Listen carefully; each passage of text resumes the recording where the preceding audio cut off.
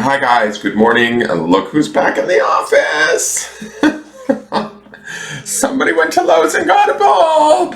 Alright, for those of you that are new, my name is Daniel and this is my channel Engelgeist. Thank you so much for tuning in. For those of you that are returning, welcome back. Thank you so much for coming back. For those of you that support me over on Patreon, I love you guys. Thank you for supporting me with a monthly subscription. If anybody's interested in doing so, you can go over to patreon.com, look up Engelgeist, and you can choose a subscription level over there. It has been a busy week for me, guys. I've been in classes all week, and every day after class is over, I am just like wiped out. I need to get online and do some charmings for my Patreon subscribers, and I have just been lazy. I am gonna kill you with the licking. Stop. Tallulah, cut it out. Hey, I'm speaking to you, miss. Now is not the time. I'm on camera. Make it look like a professional operation, please. Don't come here and lick me either. I don't need a bath. So, this is our, does anybody want a free bulldog bath? Because I could be offering those during this time of COVID. This is your daily forecast for the week, sorry, for Wednesday. The 24th of June. Now, this is not necessarily set solely for that date. If you're seeing this on a date that's not Wednesday, the 24th of June, it could mean that you're ready to hear this message, or this message may apply to your life where you're at right now. I do intend for the message to be for the greater collective, for the highest good. Therefore, I believe the message is usable at any point in time that it reaches you. So you don't necessarily have to turn this off. You can even clock through and pick a random date in my old messages and listen to them and see if it applies. It's sort of like message roulette, if you so see fit. You can do that. Ways you can support the channel beyond Patreon: you can like, share, comment, subscribe. I greatly appreciate each and every one of those. Ideas, questions, whatever you have, you can leave it in the comment section. No sexy links, people. I've got bots hitting me with sexy links, and I hate having to remove those sexy links. No russiangirls.ru.com. Do it now. Let's keep it clean, people. I'm dirty-minded enough for all of us, quite frankly. All right, so today's the last day of my class. I've been taking all this week a mediumship class from 5 hours a day, 6 hours a day, something like that. And it's been really informative and wonderful, but I'm wiped out at the end of it. Like after all the exercises we do and things like that, I have to take like this hard-ass nap for like an hour and a half, then I wake up and make dinner. It's been an interesting week. So let's see what's going on. Now, since we're at Wednesday, I just want to speak to what the underpinning energy from Sunday was, and that was that beautiful Ace of Swords. So we're talking about underneath all of this, there's an opportunity for inspiration, creative thinking, clear-cut clarity, that sort of a thing. And last week, our grounding stone for the week was clarity. So it's interesting because it feels like to me maybe we might be finding that clarity we were seeking last week, or that focus of clarity is finally coming in, if that makes any sense. We have, I don't know why, but that nature stone is also being pulling my attention from 2 days ago, right? That grounding in our own nature, finding what is the truth of our own nature. And yesterday's blue flame card speaks to the idea of the activation of that true nature and the integration of that. If you have no idea and you're new to me and this is your first video you're watching, you can go back and watch this week's videos and you'll understand. But I'm sort of, every day I sort of build upon what we've previously seen and sort of, you guys have to then take it and apply it to the aspects and areas of your life where you think, wherever your intuition is taking you in your mind's eye, as I'm speaking, that's where it belongs.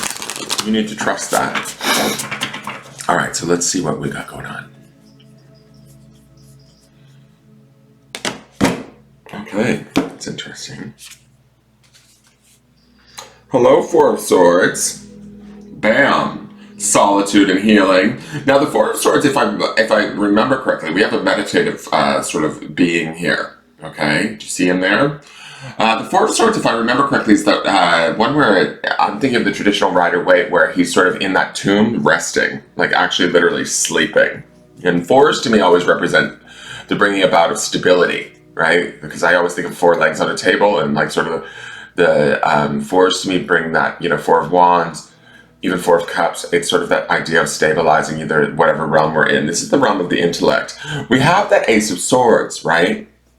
We have this 4 of Swords, and the beauty of this 4 of Swords is about sort of like mental self-care, stopping, giving ourselves that moment to breathe, to clear our thoughts, to clear our mind, quite possibly for some of us through meditation. I also feel like this meditative body brings me to this place of that blue flame card that we saw yesterday, right? There's this sort of emphasis on the higher self or the spirit in this card, even though it is a Swords card, which would be more the mental realm. To me, this is about connecting those two, stabilizing those two, or bringing stability to those two and the connection between them. When we look at this, we've got solitude and healing. Now, I don't want to sound like a broken record, but I was saying to you guys, especially with that nature stone the other day, it's like going inward and what is our true nature? What is it that we need? What is it that we want to give to ourselves? What is it that we want to stabilize and bring about? Now, again, there's a big theme in these cards with mountains and clouds. And the mountains and clouds, sort of the clouds to me always give me this, mountains to me feel like challenges, right? That's how I see them. They can also represent strength, but when I look at these cards, a lot of the times I've been interpreting them as sort of, you know, the environmental and life challenges that we all kind of have to deal with and move through.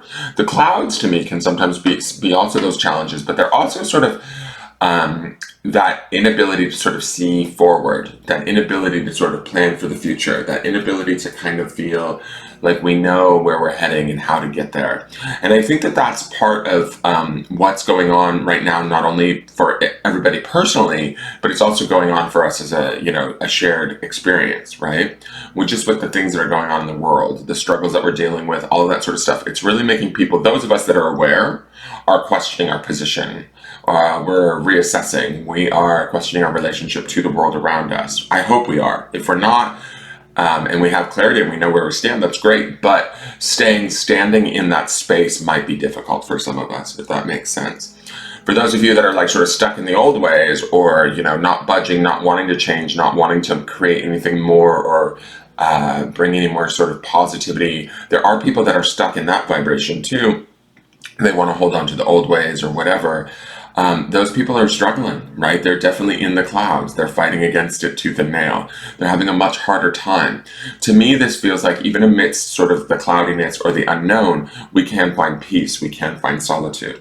I think within that peace that we give to ourselves, the power of us giving that to ourselves mentally, not only does it allow us to sort of continue to cultivate that blue flame card, that activation and that integration of our higher selves, or that acknowledgement of our higher selves.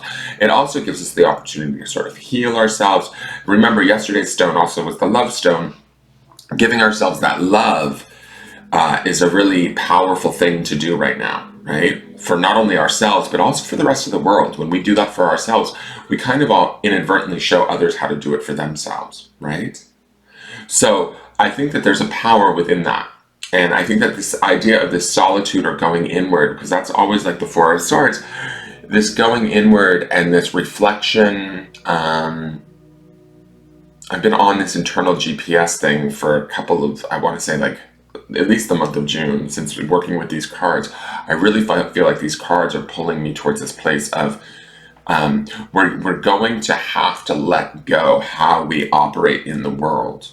We're going to have to grow our relationship to the planet. That's why the nature stone keeps showing up too, I think. I think that's what this blue flame is about. It's about this activation and integration of this new way of relating to the world, to the planet, to our environment around us. It's about checking with ourselves internally first before looking for outside cues, before looking for outside answers. That's what all of these clouds are. It's like we are not able to see the answers as clearly. You know, we can't predict what's going on 2 weeks from now. You'll look at all the joke memes of like, you know, if 2020 were this, or what's coming next. I thought we had murder hornets. What happened to the murder hornets?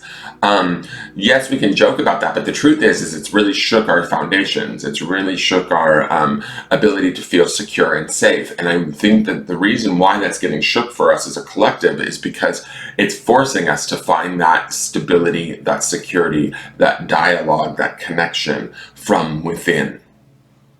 And as we find that, each and every one of us, we are then, you know, able to sort of strengthen, nurture that connection and bring that connection to the forefront. That is that blue flame card. That is that love stone. That is that, and able to give, right? This week is give. We saw that stone on Sunday. We're able to give that as our primary vibration, as our primary perspective, as the lens through which we view the world, right? And when we do that, it changes things. It's not an easy process, I'm going to say that, right? I am going to say that it's not an easy process.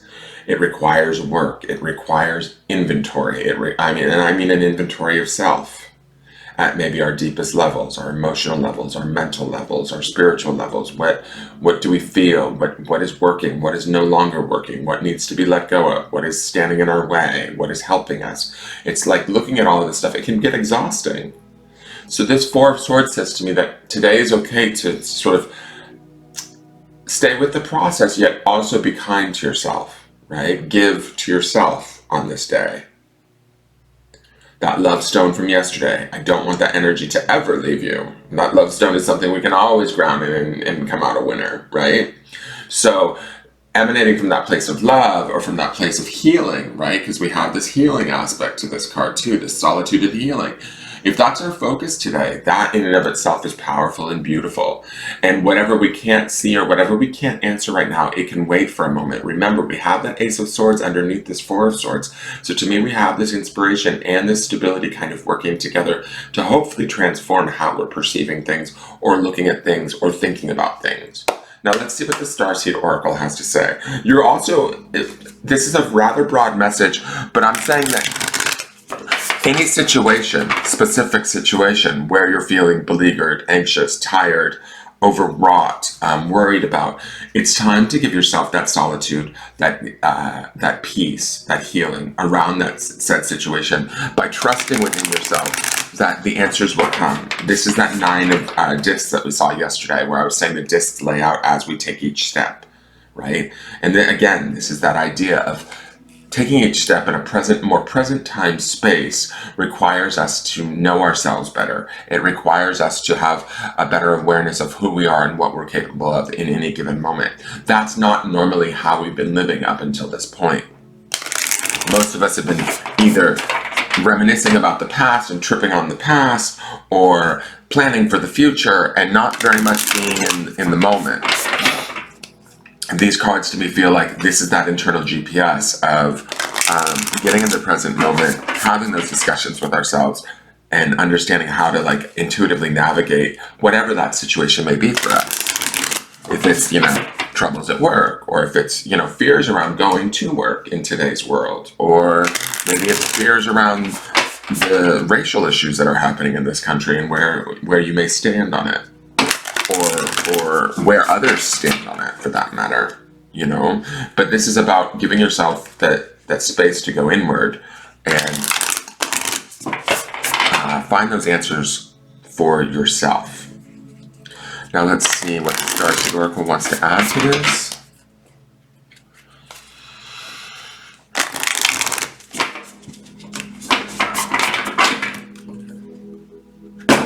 Boom. That was a cut, huh? Oh, this is new to us. Whale and Orca Elders. Okay. Hey, I love orcas. I don't know if this has come out. I don't think it has.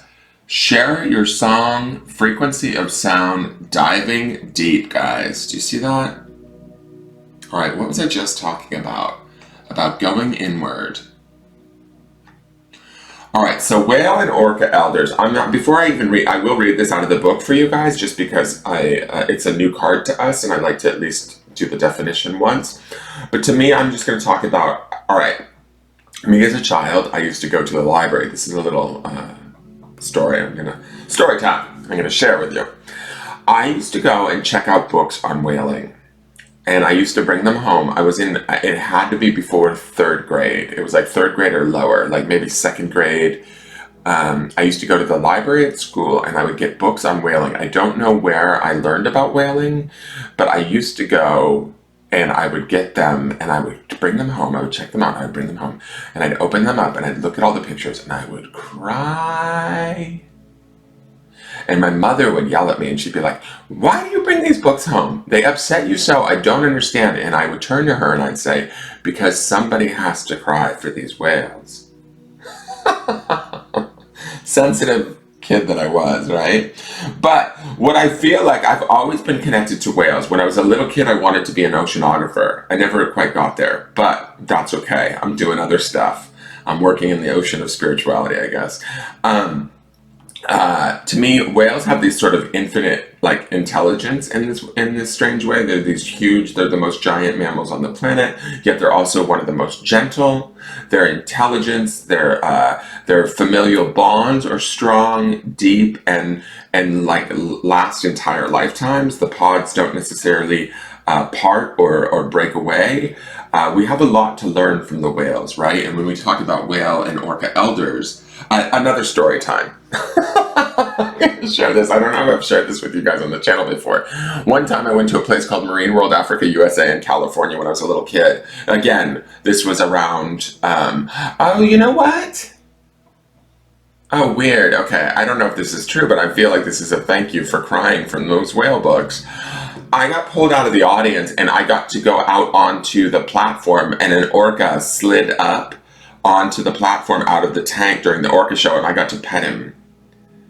And it was one of the scariest moments of my life when I was a little kid, but it was like thrilling and I wanted to do it because I knew it was a huge opportunity. I was also in competition over this girl with a seal. I'll tell you all about it later. You can message me if you really want to hear the whole story. It's pretty funny.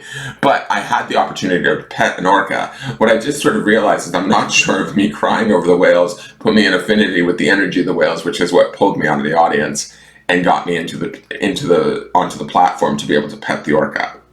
But I have had actual hand-to-body orca contact, which is, so orcas have always been like a wonderfully significant animal to me. I love them. So, and I'm obsessed with blackfish. Anyways, whoa, I've gone way off. This is a long reading.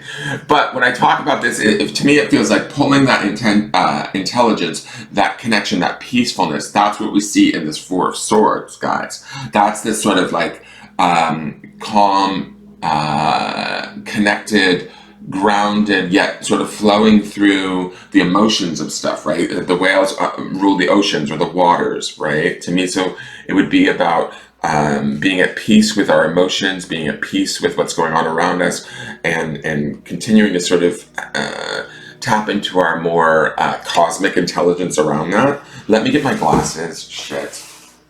Excuse me. 1 second.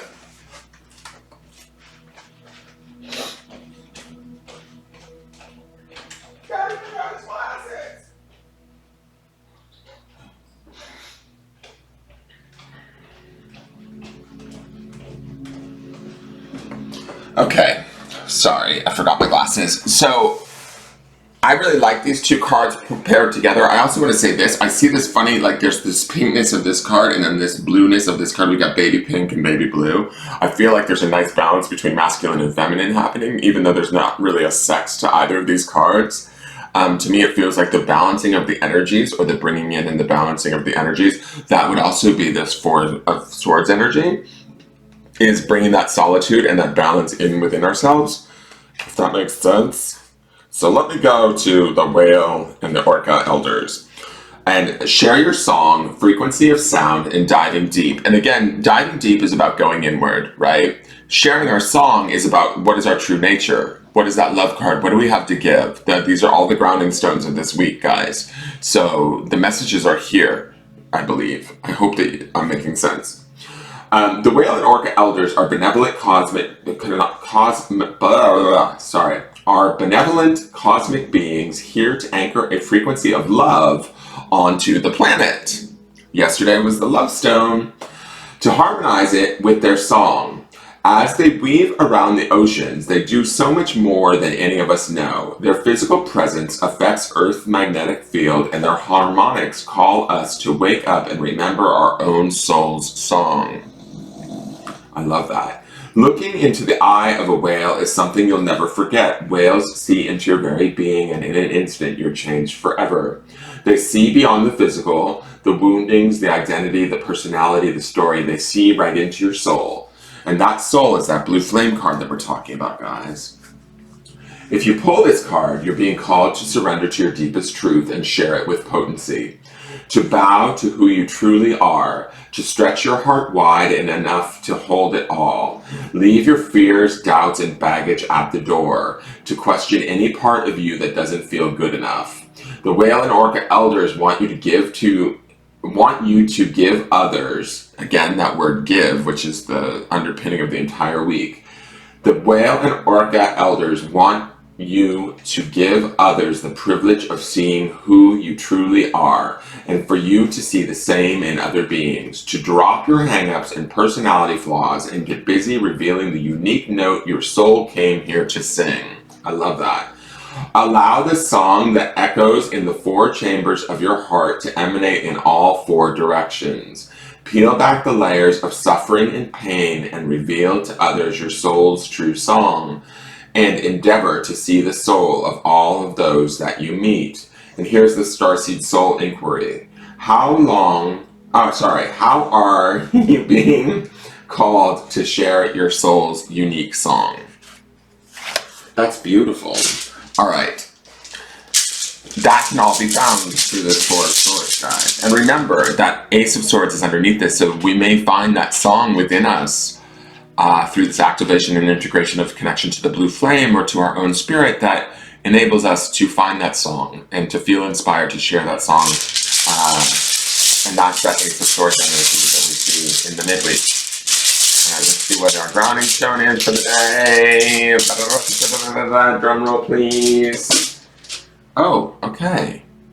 So this is prosperity. Now, this to me, I'm not sure what stone this is. It's kind of like an orangish stone, which takes me to like maybe the 2nd chakra, which is where our sensuality, our sexuality, sometimes our dream work is in there.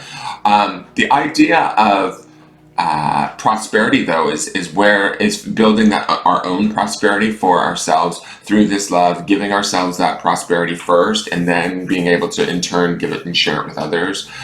Keeping a focus of prosperity and grounding in that. Any work, like I said, this is not easy work, or this can be challenging at times. It requires us to look at a lot of different things. Keeping this focus of the idea that there's an opportunity, there is prosperity here, there is expansion happening while we're doing this. Even if it feels challenging at times, there is expansion that's happening that will bring about a prosperity for not only ourselves, but for our entire environment, right? And those around us. It even said in that Whale and Elders card, like singing our own true song enables us to like know who we truly are and also see others in that way. That brings about this element of prosperity, right? That sort of validation that we all seek at a human level. That is your forecast for the day. Sorry I ran long with story time, but I just thought I would share because those stories, I haven't thought about them in ages. Definite weird connections to whales since I was a very little child. These are your cards and your stone for the day. Stay focused on prosperity and the abundance of all. That's also some of that 9 of Pentacles or Rings energy that we saw yesterday too, is in this prosperity stone. So I look forward to seeing you guys tomorrow. Hopefully we'll build upon this and continue to figure this out. If you have any comments or questions, please leave them for me on the video and I will attempt to answer them. And again, please like, share, comment, subscribe, and I look forward to seeing you guys tomorrow. All right, thank you for tuning in and have a great day. All right, bye-bye.